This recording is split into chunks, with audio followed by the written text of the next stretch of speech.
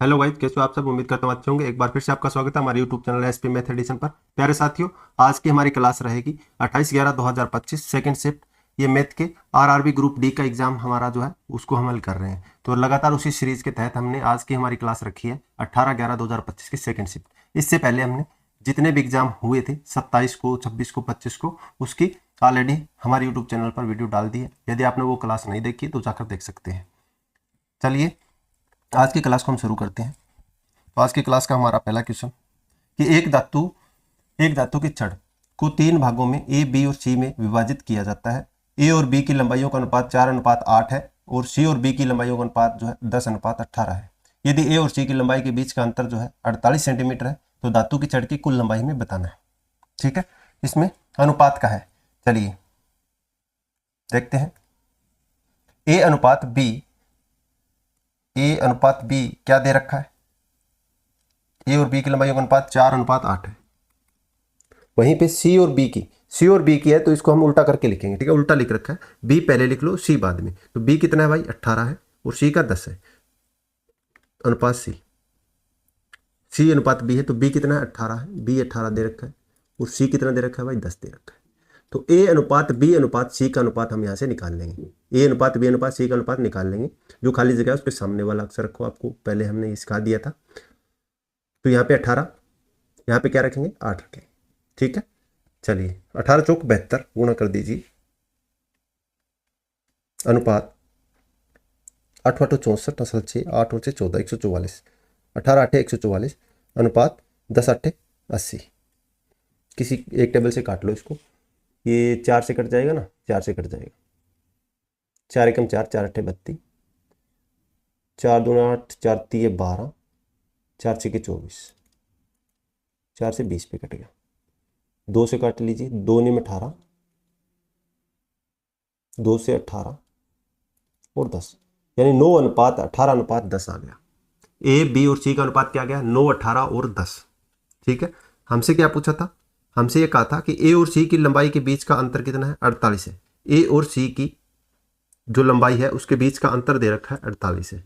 तो ए और सी की जो अनुपात है उसके अंदर अंतर कितना आ गया भाई, 9:18:10 है क्या, 9 18 और 10 है। ठीक है, ये था ए की लंबाई, ये बी की है और ये सी की है। अंतर कितना है, 9 और 10 के बीच में 1 यूनिट का अंतर है। तो एक का मान दे रखा था भाई 48 सेंटीमीटर, तो एक का मान 48 रख लो। कुल लंबाई हमसे पूछा है, कुल इन सबको जोड़ दो, वही इसकी लंबाई आ जाएगी। 27 और 10 37, 27 और 10 37। कुल लंबाई कितनी आ गई भाई, 9 + 18 + 10, यानी 37 यूनिट कुल लंबाई है। तो 37 गुणे 48। ठीक है, दोनों को गुणा कर लीजिए और इकाई का अंक के हिसाब से अगर हमारा ऑप्शन मिल रहा है तो देख लो। 8 7 56, यानी इकाई में 6 आ रहा है क्या, किसी एक ऑप्शन क्या आ रहा है क्या, बिल्कुल आ रहा है बी ऑप्शन। बी इसका सही उत्तर हो जाए, बी हो गया। लेकिन फिर भी हम 48 और 37 की एक बार गुणा करके देख लेते हैं। 48 और 37 की गुणा करो, 48 × 37, 7 8 56, हासिल 5, 7 28 और 5 33, 8 3 24, हासिल 2, 3 12 और 2 14, 6 7 7 1, 1776 आ रहा है भाई, 1776 आ रहा है, 1776 आ रहा है। ठीक है, तो ये ऑप्शन इसमें गलत है भाई, ये 1776 है भाई, 1776 है। ठीक है, 1776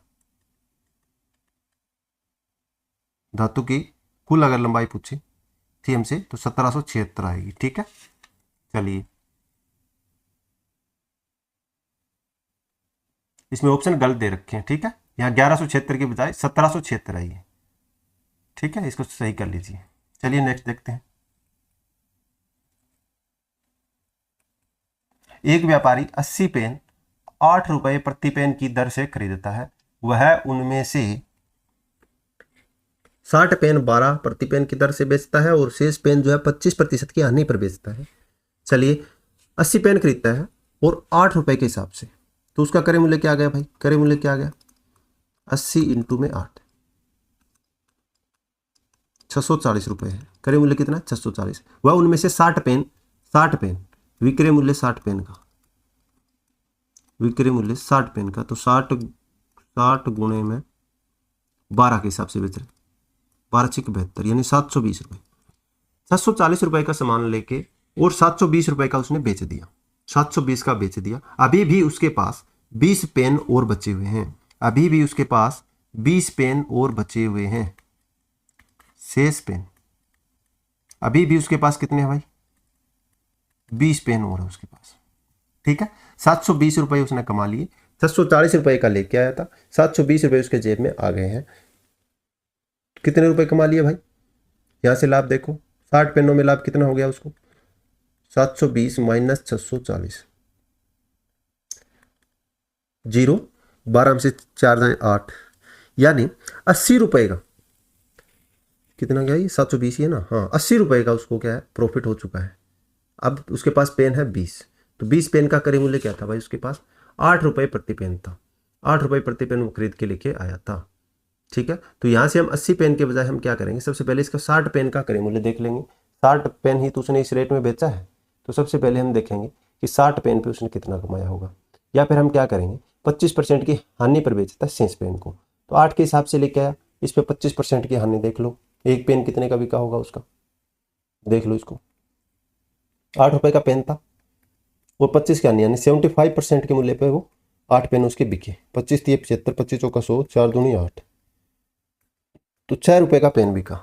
20 पेन थे, 20 गुणे 6, 6 दूनी 12, 120 रुपए उसके पास ये आ गए और 80 वो आ गए, तो 120 प्लस 80 कुल प्रॉफिट हो गया उसको 200 रुपए का। कुल प्रॉफिट कितने का हो गया, 200 का हो गया। इस प्रकार से आप निकाल सकते हो कि 200 रुपए का उसको लाभ हो गया। ठीक है, कुल लाभ उसको 200 रुपए का हो गया। चलिए नेक्स्ट क्वेश्चन देख लेते हैं। एक शिविर में 12 दिनों के लिए 48 व्यक्तियों का भोजन है, 12 दिनों के लिए 48 व्यक्तियों के लिए भोजन है। यदि शिविर में व्यक्तियों की संख्या बढ़ाकर 72 कर दी जाए तो वही भोजन कितने दिनों में समाप्त हो जाएगा। देखो ये काम और समय वाला वही है, सेम उसी तरीके से करेंगे। 12 दिनों के लिए 12 इंटू 48 व्यक्तियों का भोजन अवेलेबल है इज इक्वल टू, हम मान लेंगे कि भाई x दिनों के लिए चलेंगे 72 व्यक्तियों का भोजन, x दिन तक चलेगा, 72 व्यक्तियों के लिए भोजन x दिन तक पर्याप्त रहेगा। ठीक है, ये इक्वल है, भोजन तो सामग्री तो इक्वल है, तो इसलिए इक्वल रख लेंगे। काट दीजिए, 24 दूनी 48, 24 तिया 72, 3 चौके 12, तो x इज इक्वल टू कितना आ गया भाई 8, x का मान क्या निकल के आ गया 8 आ गया।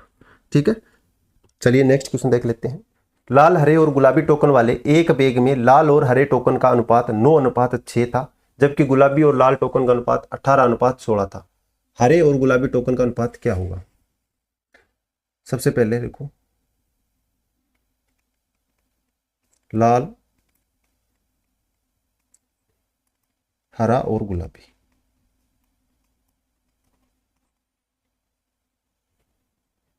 तो इसने कहा लाल और हरे टोकन का अनुपात, लाल और हरे टोकन का अनुपात है 9:6 है। इसके बाद हमें दिया है गुलाबी और लाल टोकन का अनुपात, गुलाबी और लाल टोकन का अनुपात 18:16 है। लाल का कितना है भाई 16 है और गुलाबी का कितना है भाई 18 है। ठीक है, तो लाल और गुलाबी का दे रखा है और लाल और हरे का दे रखा है, तो हरे और गुलाबी का हमें निकालना था, हरे और गुलाबी का निकालना है। चलिए इसको किस प्रकार से हल करेंगे, इसको हम करेंगे जैसे लाल को ना इक्वल कर लो, लाल को इक्वल कर लो दोनों जगह पे, दोनों समीकरणों में क्या करेंगे हम, क्योंकि लाल तो दोनों में सेम ही है, लाल की संख्या तो दोनों में सेम है, लाल टोकन की संख्या दोनों में सेम है, इसलिए लाल को सेम कर लो, अपने आप सभी का निकल के आ जाएगा। 9 चिक 54, 9 7 9 8 72, 16 और 9, 16 और 9 की गुणा करो, यानी ऊपर वाले को 16 से गुणा कर दो, समीकरण 1 को 16 से और समीकरण 2 को 9 से गुणा करने पे ये दोनों समीकरण के अंदर जो है लाल रंग के टोकन की मात्रा जो है संख्या जो है इक्वल आ जाएगी। चलिए 16 निम्न में कितना होता है 144 होता है अनुपात, 16 और 6 की गुणा, 16 6 96। इसी प्रकार से लाल की सेकंड में क्या करेंगे, 16 और 9 की गुणा कर दो, 144 लाल की आ जाएगी और इसकी कितनी होगी 18 निम्न 162, 18 निम्न कितना होगा 162। ठीक है, किसी एक टेबल से काटो भाई, इसको 2 से काट लो, 2 7 14, 2 दूनी 4, 2 चौके 8, 2 8 16, 2 8 16 और 2 एकम 2। किसी और टेबल से कट रहा है क्या, देखो किसी और से कट रहा है क्या? इसने पूछा था हमें हरे और गुलाबी, इन दो का पूछा, इन दो का पूछा तो इसी को काट लो, इसी को काट लो, ये 3 से कट जाएगा भाई, 3 एकम 3, 3 चिक 18, 27 3 81, 16:27, 16 क्या आ जाएगा? 27 आ जाएगा। ठीक है, हरे और गुलाबी टोकन का अनुपात क्या आ जाएगा? 16:27। नेक्स्ट क्वेश्चन को देख लेते हैं कि जमीन पर एक बिंदु एक इमारत के आधार से उसकी ऊंचाई के √3 गुणा के बराबर दूरी पर है। बिंदु को इमारत के शीर्ष और जमीन से मिलाने वाली रेखा के बीच बनने वाला कोण डिग्री में कितना होगा? तो इसमें क्या करेंगे, सबसे पहले हम इसमें इमारत की जो है ऊंचाई मान लेते हैं। क्या करेंगे, इमारत की ऊंचाई मान लेते हैं।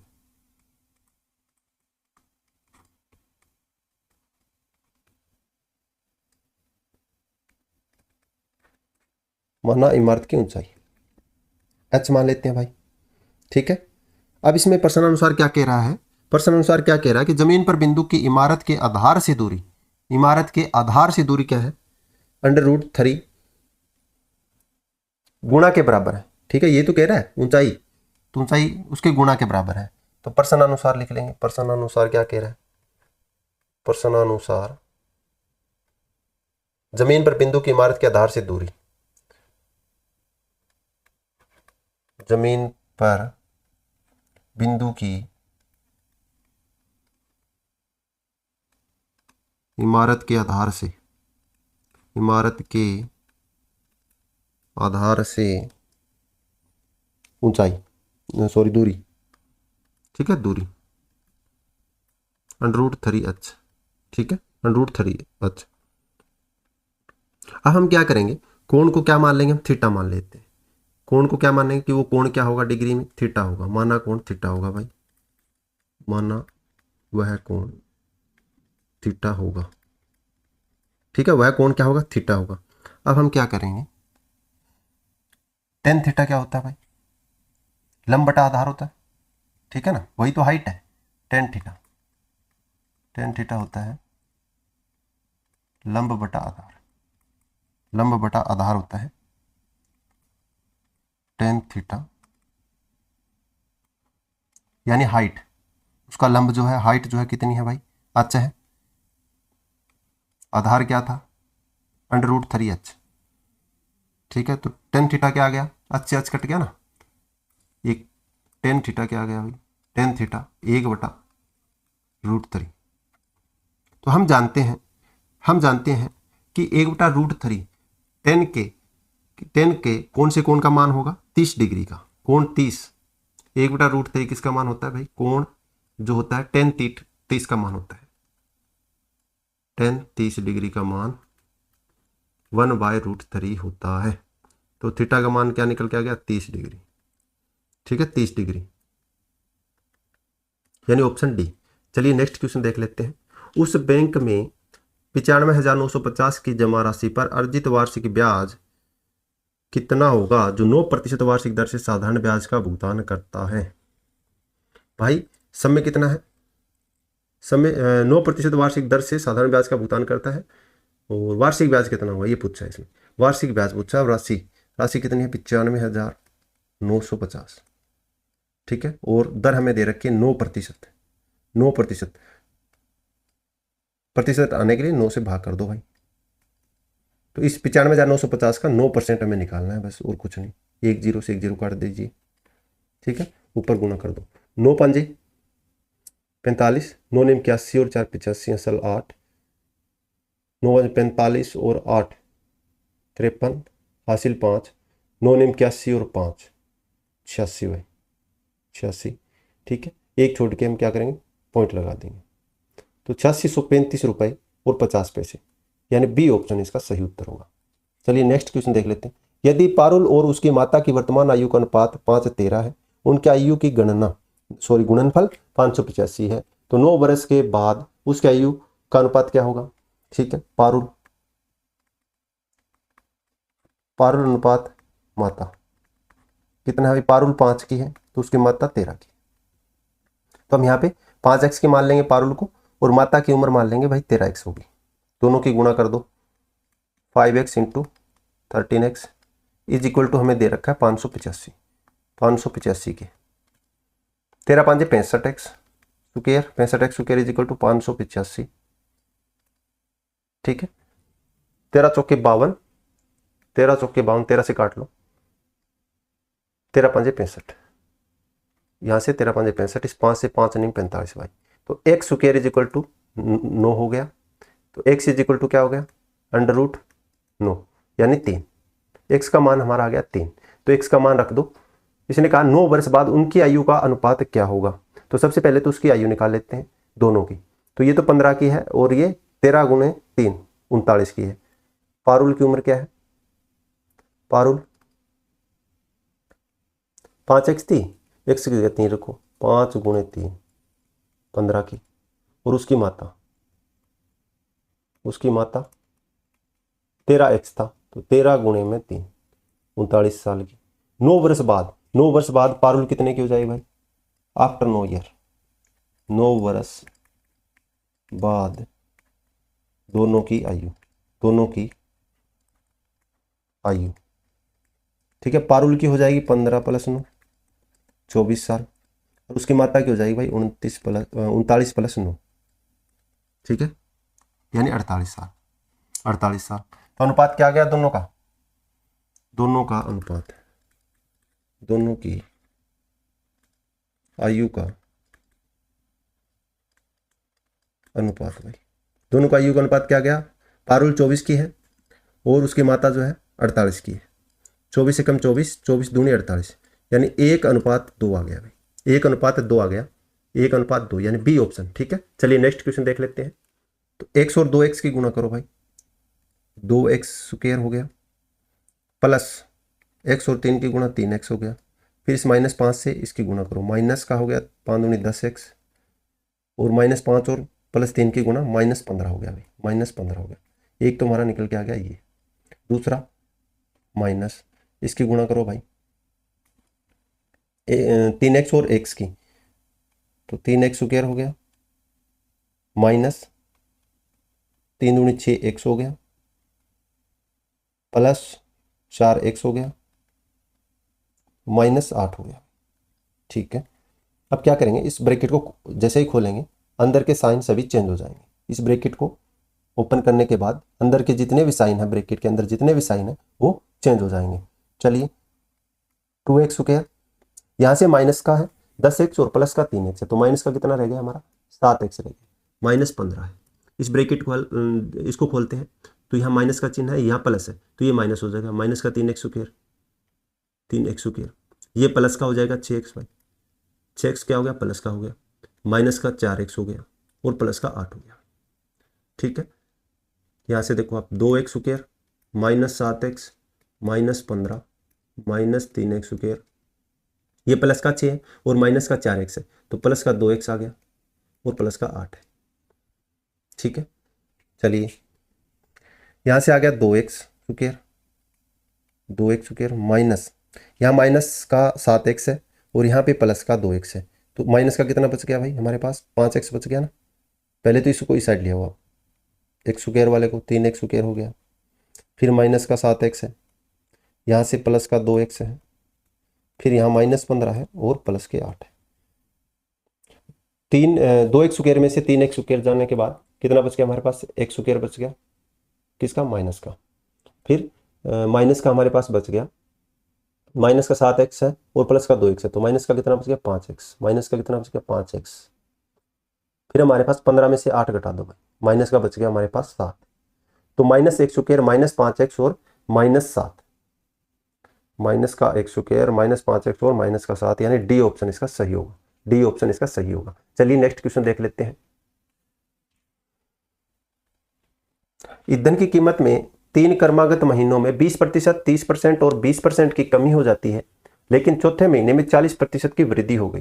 तो चौथे महीने में ईंधन की कीमत में उसकी मूल कीमत की तुलना में कितनी प्रतिशत वृद्धि या कमी हुई। देखो पहले 3 महीने में क्या होती है, 20, 30 और 20% की कमी आई, लेकिन चौथे महीने में अचानक से 40% वृद्धि हो गई।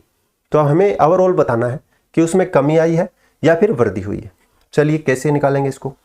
सबसे पहले क्या करेंगे, हम मान लेते हैं कि भाई ये जो है ईंधन की कीमत जो थी पहले 100 थी। पहले क्या थी, मानना ईंधन की कीमत, ईंधन की कीमत 100 रुपये रही होगी। ठीक है, सबसे पहले 20%, 30% और 20% की लगातार कमी आई है।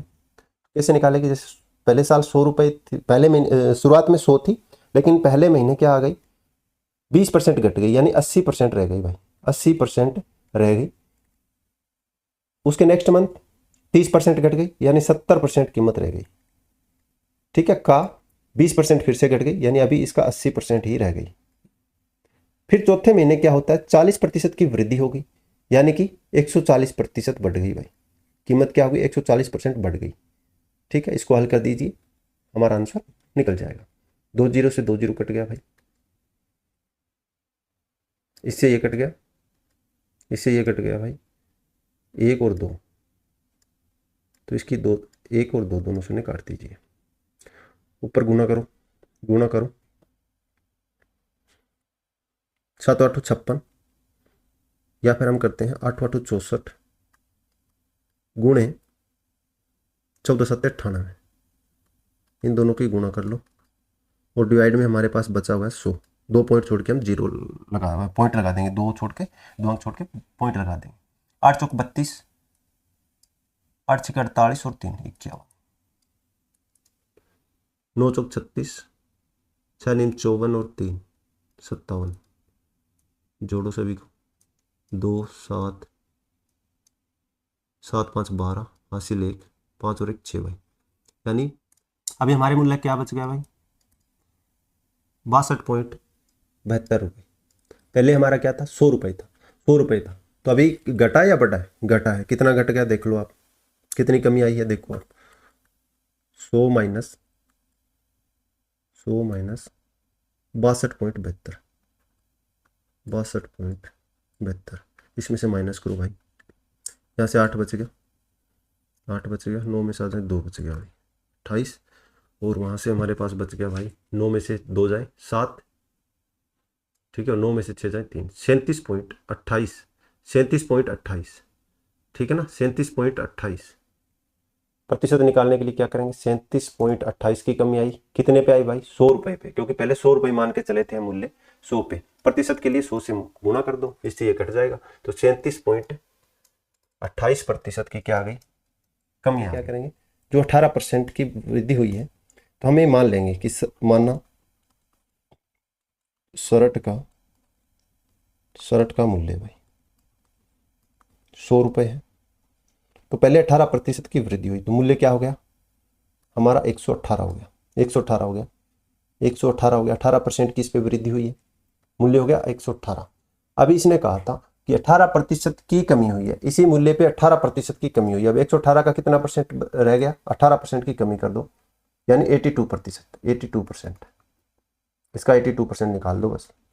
ठीक है, चलिए 118 और 82 की गुणा करो, 18 दूनी 36, 2 एकम 2, 8 और 64, 8 एकम 8 और 6 14, हासिल 1, 8 और 1 9 भाई, तो 6 7, 4 और 2 6 और 9, अभी मूल्य रह गया 96.76, तो कितनी कमी आ गई भाई, पहले मूल्य था 100 रुपये, 96.76 घटा दो भाई, 10 में से 6 जाए 4 भाई, 9 में से 7 जाए भाई 2, और 9 में से 6 जाए 3, 3.24 की कमी आ गई। अब प्रतिशत निकालने के लिए क्या करेंगे, 3/3.24, कितने में कमी आई, पहले हमने माना था 100 रुपये, मूल्य कितना माना था, 100 रुपये माना था। ठीक है, तो कितने पे कमी आई है, 100 रुपये पे कमी आई है, 3.24 की। प्रतिशत लगाने के लिए गुणा 100 से करते हैं, 100 से 100 कट जाएगा, तो 3.24% की कमी आ गई। ठीक है, डी ऑप्शन।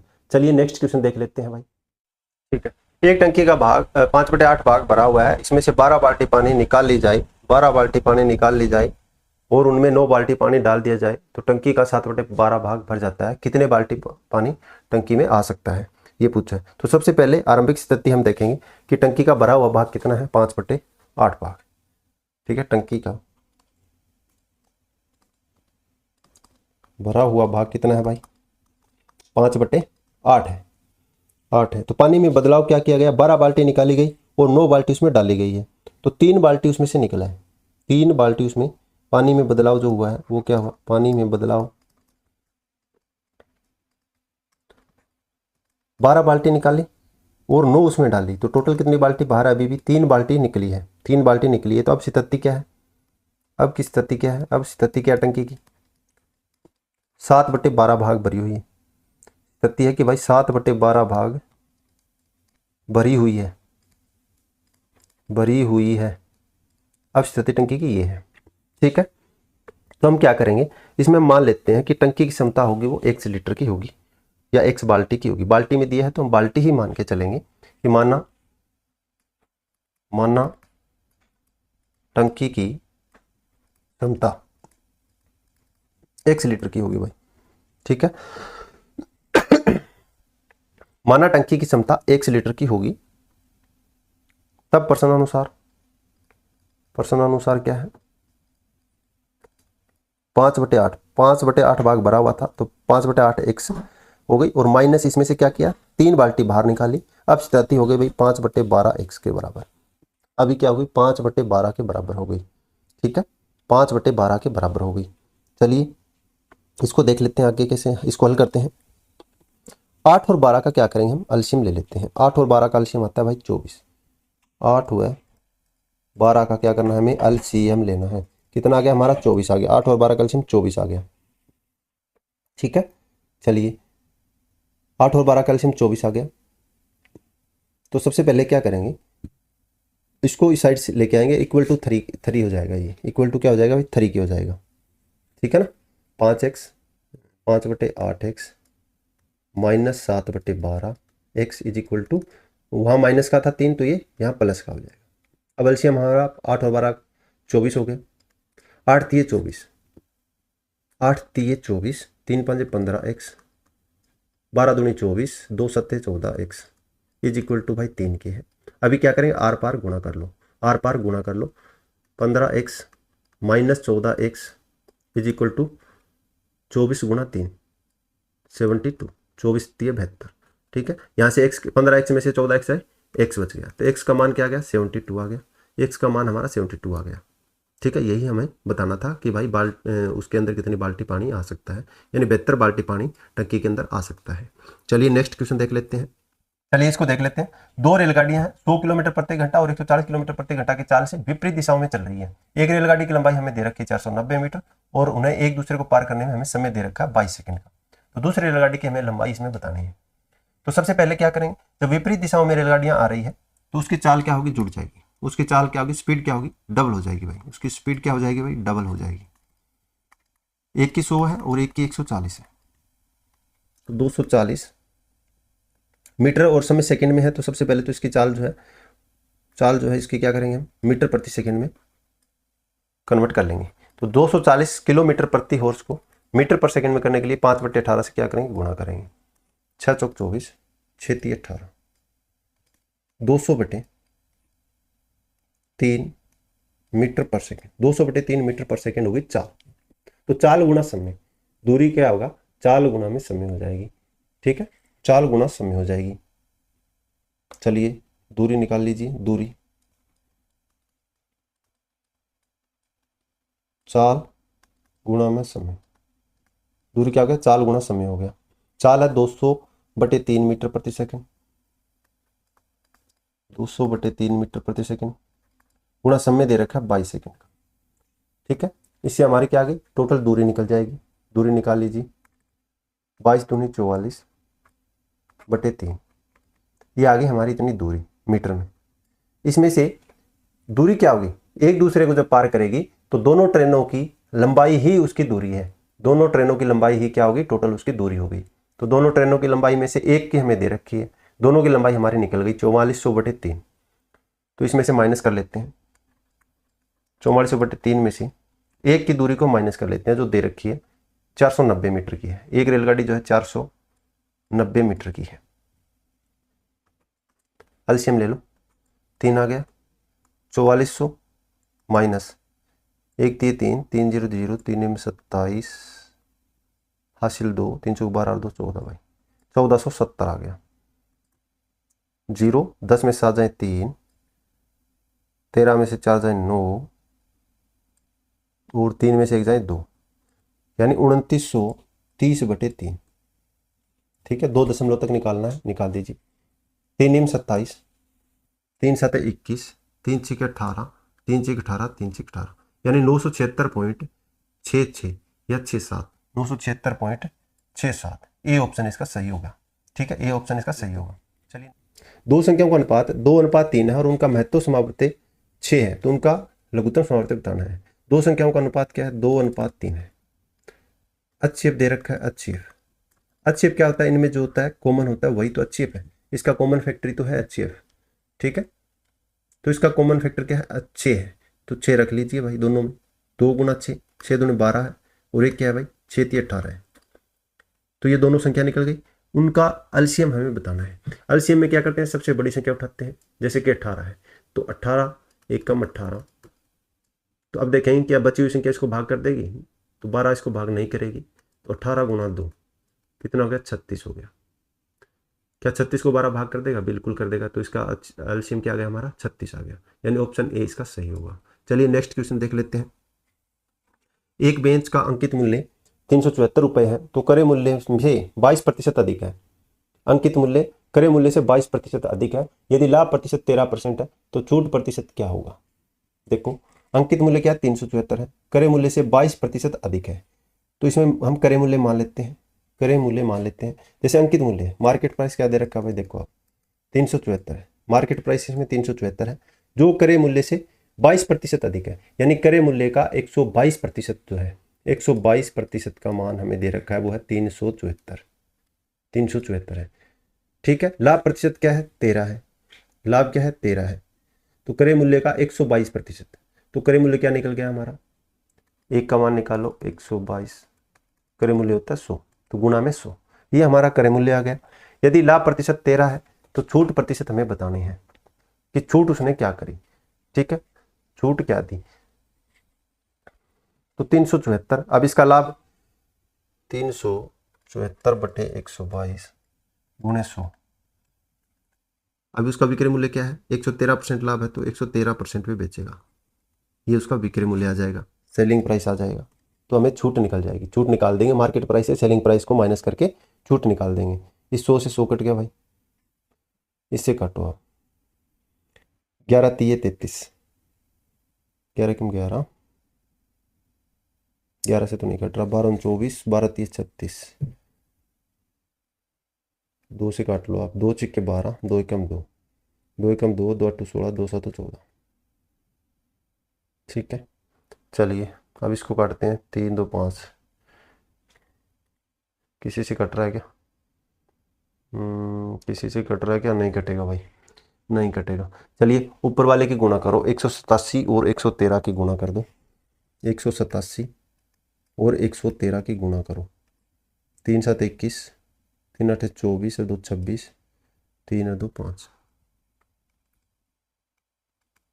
187, 187 जोड़ दो, 1 13 हासिल 1, 16 और 5 21 हासिल 2, 11 हासिल 1 2। ठीक है, 21 131, 21 21 131 डिवाइड 61 रुपये, ये इसका सेलिंग प्राइस है, ये सेलिंग प्राइस है। तो मार्केट प्राइस क्या था? 374 रुपये लिखा हुआ था, और बेचा हमने इस रेट पे। तो छूट कितनी मिली हमें वो बतानी है। तो छूट कितनी मिली, पहले तो इसको भाग कर लेते हैं। 21 131 को, 21 131 61 से भाग करो भाई। 21 131 को 61 से भाग कर लो, कितने पे चल रहा है? देखो कितने पे चल रहा है ये, 36 18, 3 पे चलेगा भाई, 3 पे चलेगा। 3 एकम 3, 3 छिके 18, 11 में से 3 जाए 7 और 8, 10 में से 8 जाए 2। ठीक है, ऊपर से हमारा आ गया 3 भाई, 3 6 चौक 24, 4 पे चलेगा भाई, 4 एकम 4, 6 चौक 24 पे 9 बच गया, 3 बच गया भाई, ऊपर से हमारे पास 1 बच गया था। चिकू चिकू 36 6 पे चल रहा है,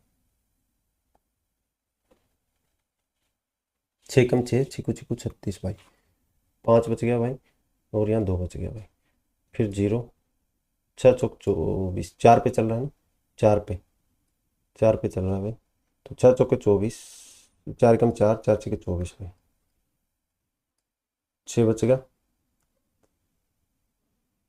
1 कम x, तो यहाँ से क्या आ गया हमारा 40, यानी 346.40, और हमारा जो ये था सेलिंग प्राइस 346.40 हमारा सेलिंग प्राइस था, जबकि मार्केट प्राइस क्या लिखा हुआ था उस पर 374 रुपये, 374 रुपये। तो छूट कितनी मिली भाई देखो आप,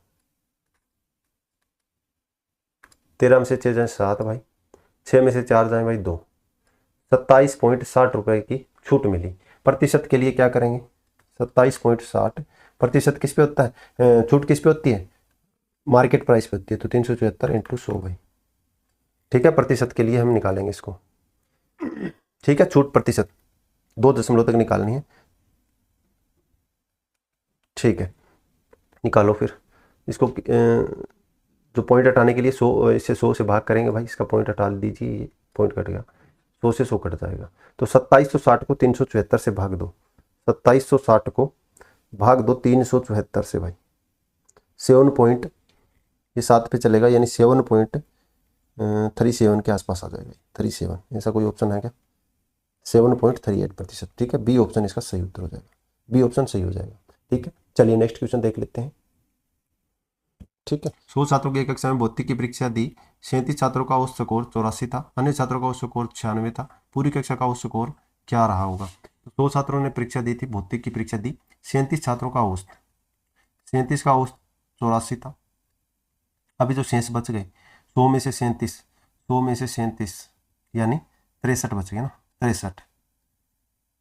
63 का औसत स्कोर 96 था, तो पूरी कक्षा का औसत स्कोर निकाल दो भाई, इसको गुणा करके डिवाइड बाय 100 कर देना है, इसको गुणा कर लो आपस में और डिवाइड बाय 100 कर देना है भाई, 84 गुणा 37, 84 गुणा 37 करो भाई, 84 गुणा 37 और 96 गुणा 63 भाई, 96 गुणा 63, ऊपर वाले का तो 37 गुणा 84 3108 आ जाएगा, और नीचे वाले का आ जाएगा भाई 96 और 63 की गुणा कर लो, 96 और 63 की गुणा करो, गुणा 63 करो, 36 18 48 4, ये आ जाएगी भाई 60 48 भाई, 60 48 आ जाएगी, टोटल जोड़ दो, टोटल जोड़ दो, यानी 8 8 16, 4 और 1 5, 1 6 और 3 9, डिवाइड करना है कितने से, डिवाइड कर दो 100 से, तो ये निकल के आ जाएगा हमारा 91.5,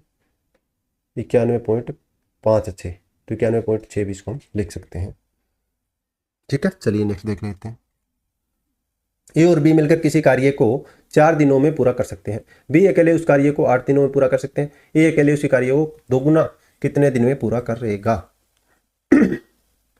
ए और बी की मिलकर, ए प्लस बी किसी कार्य को 4 दिन में, बी उसे अकेला 8 दिन में, तो पहले तो हम कार्य देख लेते हैं कितना है, इसका एलसीएम लेते हैं, 8 3 24 में, 4 6 24 और 8 3 24 में, वैसे 8 भी हो जाता है इसका, 8 भी हो जाता है, एलसीएम 8 ही है इसका, ठीक है। चलिए कोई बात नहीं, आंसर सेम आएगा, तो 8 दिनों में पूरा कर सकता है।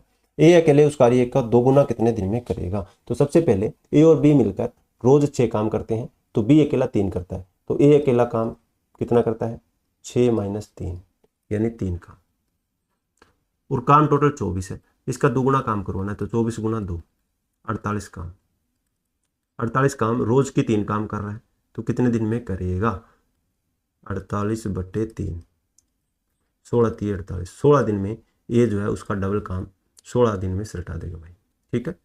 चलिए नेक्स्ट देख लेते हैं, एक कक्षा के 35 छात्रों की औसत आयु 46 है, यदि शिक्षक की आयु को भी शामिल कर लिया जाए तो पूरे समूह की औसत आयु 47 वर्ष हो जाती है, तो शिक्षक की आयु क्या है। कक्षा में 35 छात्रों की औसत आयु कितनी है भाई, 35 की औसत आयु कितनी है, 46 है। अब एक शिक्षक और आ जाता है, तो पहले छात्र 35 और एक टोटल संख्या कितनी होगी, 36 होगी, कुल संख्या कितनी होगी क्लास में, अपने उसमें स्कूल में 35 तो छात्र थे और एक शिक्षक आ गया, तो क्लास में कितनी हो गई, 36 हो गया, ठीक है। चलिए, तो औसत आयु 47 वर्ष हो जाती है। जब शिक्षक आया तो 35 छात्रों को तो उन्होंने एक एक कितना किलो उसको दे दिया था भाई। आयु और 47 वर्ष हो जाते हैं, तो पहले 46 थी तो 47 हो गई बढ़ के, तो एक एक तो इनको दे दिया, तो 35 साल तो ये हो गए, और खुद के पास उसकी 47 रह गई, 47 ये हो गई। तो इन दोनों को जोड़ दो, 7 और 5 12, 80 ले 4 7 और 1 8, यानी शिक्षक जो था वो 82 वर्ष का था भाई। शिक्षक जो आया था वो 82 वर्ष का था। ठीक है, चलिए नेक्स्ट क्वेश्चन देख लेते हैं। यदि किसी चलिए इसको देखते हैं। यदि किसी संख्या के 20% को 96 में जोड़ा जाए तो परिणाम वही संख्या प्राप्त होती है। उसी संख्या का 75% हमें निकालना है। तो हम संख्या मान लेते हैं कि वह संख्या x होगी। यदि किसी संख्या के 20% यानी x का 20% को 96 में जोड़ा जाए, तब वही संख्या प्राप्त होती है। क्या? x, वही संख्या प्राप्त होती है भाई x। चलिए सबसे पहले यहां से आ गया हमारा 20 से कम 20, 20 5 100, x/5 plus 96 is equal to x। तो ये x इधर क्या होगा, प्लस का है तो इधर माइनस का आ जाएगा, x/5 minus x is equal to 96। इसको माइनस करो भाई, एलसीएम आ गया 5, x minus 5x is equal to 96 भाई। ठीक है, 96 भाई, ये यहाँ माइनस का होगा भाई, प्लस इस साइड आएगा तो। चलिए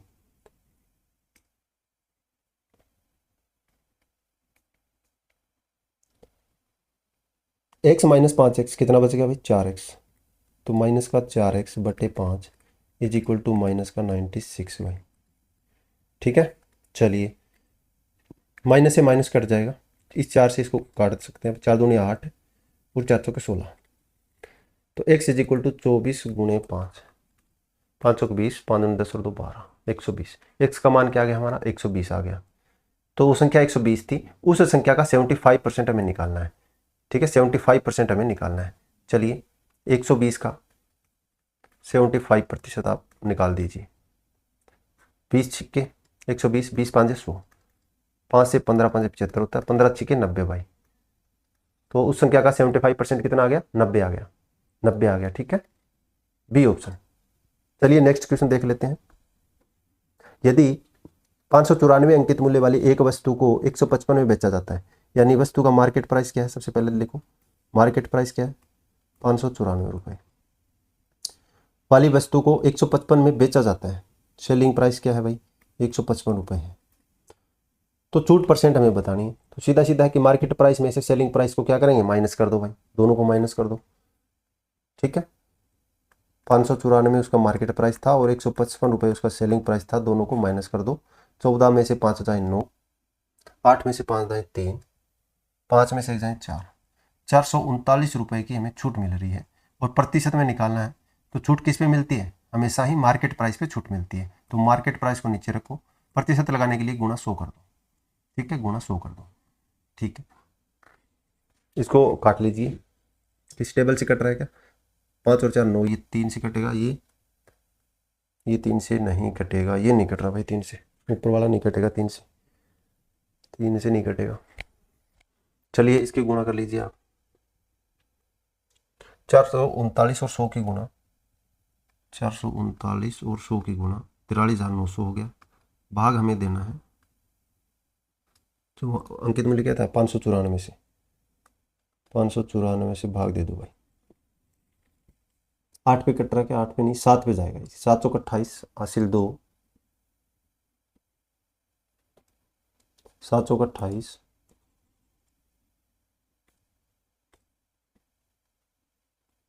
हासिल लगी 2, 7 निम 63 और 2 65 हासिल 6,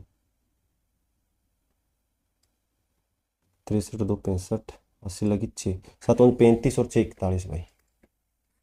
10 में से 8 जाए भाई 2, 8 में से 5 जाए 3, 3 में से 1 जाए 2 भाई। ऊपर से हमारे पास आ गया 0, 4 पे जा रहा है क्या, या 3 पे जाएगा, 3 पे जाएगा, 3 चौके 12 हासिल 1, 3 निम 27 और 1 28 हासिल 2, 15 और 2 17 भाई। 10 में से 2 जाए भाई 8, 11 में से 8 जाए भाई 3, 12 में से 7 जाए 5, 538। ठीक है, पॉइंट लगा लीजिए और 0 भाई, पॉइंट के बाद 0 उतार लो। अब कितने पे जा रहा है, 9 पे जा रहा, 9 पे जा रहा, 73.9, 73.9 नहीं 8 पे जाएगा भाई, 9:45, 73.91 ये आ जाएगा इसका, 9 पे जाएगा, ठीक है, 73.91%। सी ऑप्शन इसका सही होगा। तो आज के लिए इतना ही, चलिए नेक्स्ट वीडियो में फिर से मिलेंगे, तब तक के लिए धन्यवाद। यदि आपने हमारे चैनल को सब्सक्राइब नहीं किया है तो आप हमारे चैनल को सब्सक्राइब कर लें और चैनल को सब्सक्राइब करके बेल आइकन को प्रेस जरूर कर दें, ताकि नेक्स्ट वीडियो जब भी हम अपलोड करेंगे आपको नोटिफिकेशन तुरंत मिल जाए, ठीक है। यह सीरीज हमारी जो है PYQ RRB ग्रुप डी की PYQ की सीरीज हमारी चल रही है मैथ की। इसके बाद हमारी रीजनिंग की भी रहेगी और जीके के क्वेश्चन की भी हमारी सीरीज आपको हर रोज एक वीडियो मिलती रहेगी। तो हमारे चैनल के साथ जुड़ जाइए, हमारे चैनल को सब्सक्राइब जरूर करें।